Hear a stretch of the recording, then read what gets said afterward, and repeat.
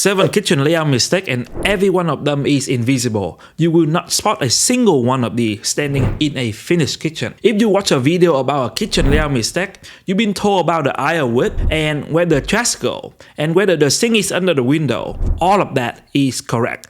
All of it is also visible. You can walk into a room and see it. I want to show you the other kind, the one that live in the ceiling joist and the plumbing vent and the order you do things in. The one a contractor spot in about 4 seconds and a homeowner never spot at all because there's nothing to look at. These don't show up on a finished board. They don't show up in a rendering. Some of them don't show up for 8 years. And then your dishwasher die and you find out you can't get the new one in. I'm Dennis. I spent about 10 years remodeling home in Los Angeles, and I paid for 3 of these personally with my own money. Number 4 is the one I got wrong, and it cost me the most. Let's get into it. Number 1, the kitchen and the ceiling joist. You pick where the hood go before anybody look at which way the joist run. Here's what I mean. Your ranch hood need a duct 6 to 10 inches across, and your ceiling joist run one direction, all parallel every 16 inches. If your duct has to cross those joists sideways, you have a problem. You cannot notch them. You cannot drill a 10 inches hole through a joist. That's structural and it will fail inspection. So the direction of your framing quietly decide where your hood can go. Not the designer, not you. The framing decided back in 1926. And there's a second layer to this that almost nobody know about. In California, if your hood pull more than 400 CFM, you are required to have makeup air. That is Title 24. Your city cannot waive it. Makeup air means another duct to the outside, a motorized damper, and wiring so the damper can open when the hood turn on. Here's my favorite detail about this. Go look at the hood online and you will notice a strand number of them are rated at 390 CFM. That is not a coincidence. That is a manufacturer designing right up to the line so you don't trip the requirement. So in planning, find out which way your joist run, pick the wall with the shortest straight shot outside, and decide your CFM on purpose. Get it wrong and you are opening a finished ceiling, $3,000 to $12,000. Number 2 is about the kitchen sink with nowhere to vent. You put the sink in the island and there's nowhere for the vent to go. Every drain need a vent. And vent have one rule. They go up or they go sideways. They never go down. Now look at an island. There's no wall. There's nothing to run a vent up through. So how does it work? In California, there is a specific section of the plumbing code for this. Section 909, special venting for island fixture. What it calls for is a loop vent. The pipe come off the trap, loop up as high as it can go under the counter, then back down and over to the vent system. And California is stricter than most of the country here. Other codes just want the loop above the drain opening. California want it up at the underside of the countertop. Now there's an easy way. It is called an air admittance valve, a little mechanical one-way valve. Plumber call them cheater valve. And California plumbing code generally doesn't allow them. Some city nearby will approve on the case-by-case basis, and a lot of them won't. So here's where this becomes a layout problem instead of a plumbing problem. To get that loop high enough, you may need a backsplash on your island, which means that flat, clean, no backsplash island in your rendering. The one with the waterfall edge might not be able to legally hold the sink. Ask your plumber that question before the island get drawn, not after. Number 3 is about the dishwasher is jammed into the corner. On a floor plan, a dishwasher is about 24-inch rectangle, and in a corner, that rectangle fit. So it get drawn there, and nobody think about it again. But the machine isn't a problem. The door is, and the person is. You need about 18 to 21 inches between an inside corner and your dishwasher.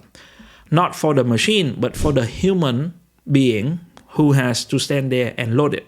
Go under that 3 things bracket one. The open door blocks the cabinet next to it, so you cannot get your dish towel while the dishwasher is open. You can't stand square to the machine, so you are loading the plate sideways at an angle, and the dishwasher door and the corner cabinet door swing into each other.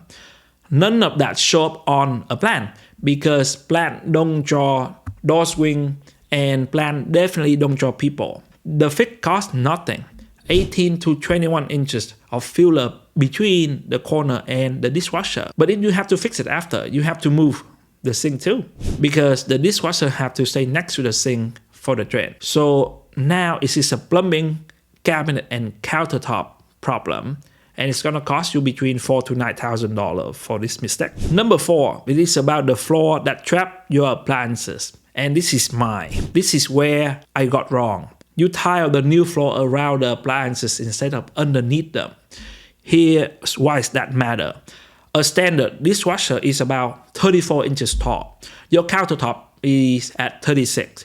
That gap is all the room you have, and there's no slack in it. Now you tie over the existing floor, 1/4 inch of the backer, 1/2 inch of the tile. That is 3/4 of an inch you just added. The dishwasher still fit. It went in before the tile. Everything looked perfect. On my Kenwood project in Burbank, the cabinet went in on the bare floor before the tile was installed. And the tile guy tied right up to the dishwasher, the way that you would expect. Nobody flagged it because on the day we finished, that kitchen was flawless. Then the dishwasher needed to come out, and it couldn't.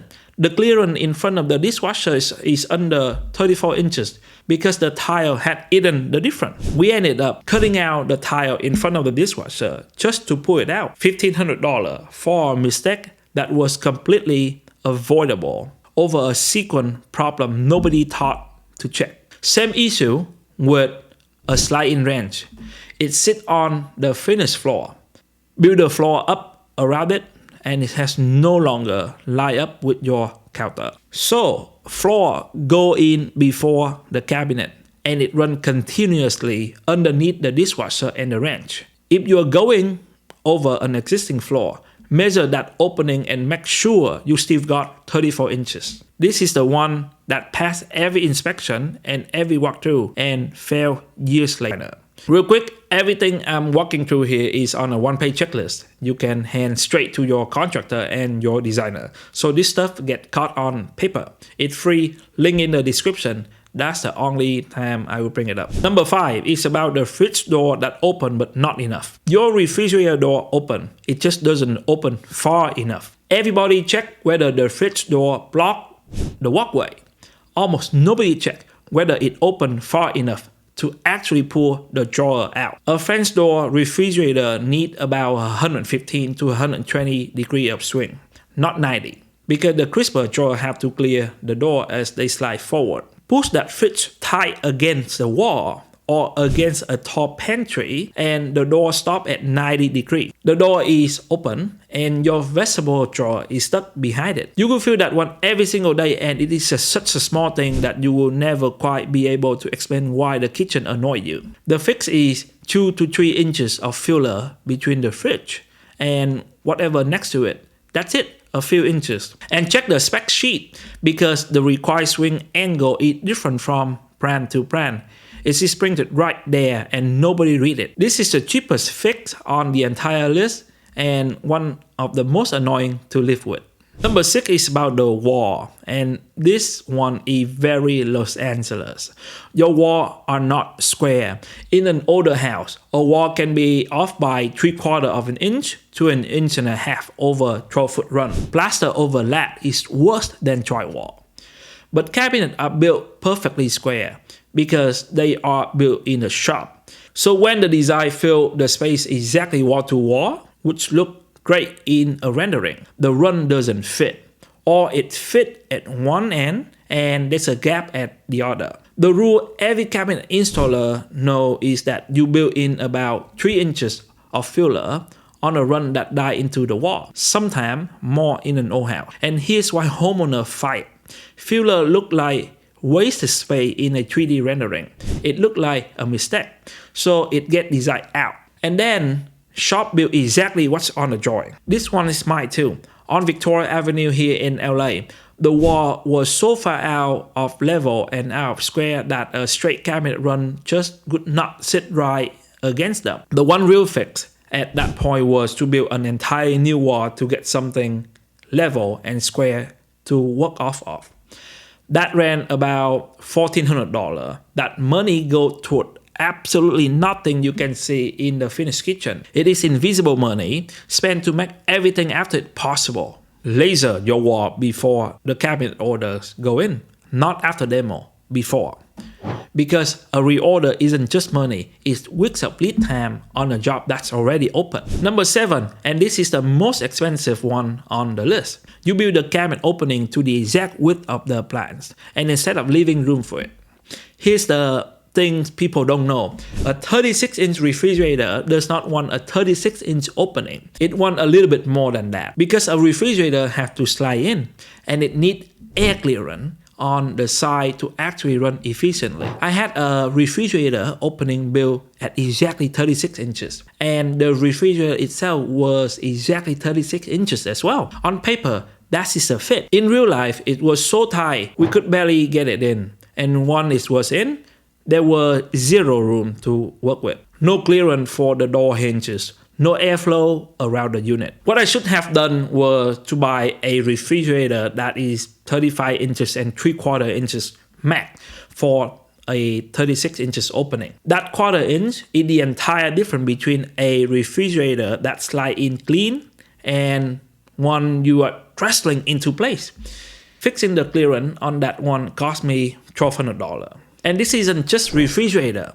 Panel-ready dishwasher, the wall oven, the Pro Style ranges. Every one of them has a manufacturer spec for the actual opening width, and it is never exactly the appliance's own width. The fix is boring, and it works. Lock the actual model number before the cabinet order goes in. Bring the spec sheet, hand it to your cabinet shop, and build the opening to their number, not the width printed on the box. This is one of the most common causes of a change order on an otherwise clean job. So that is 7, and I want you to notice what they have in common.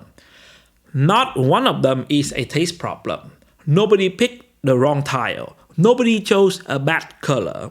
Every single one is a decision that got made before anybody picked up a hammer. And every single one costs nothing on paper and thousands once the drywall is up. The joist, the vent, the corner, the floor, the door swing, the wall, the clearance around the appliance. And the reason nobody catch them is that they are not really design question.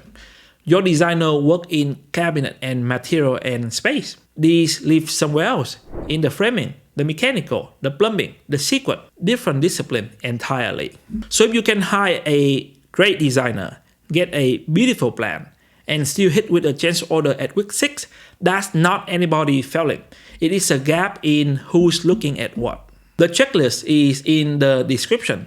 Take it to whoever designing your kitchen and make them walk it with you. And if you got a bed in front of you right now and you want a second set of eye before you sign, that's what I do. Link in the description as well. Now tell me in the comment which one of these is in your house right now. My money is on number 5. I think half of you have a fridge door that stops at 90 degrees and you've never once thought about why.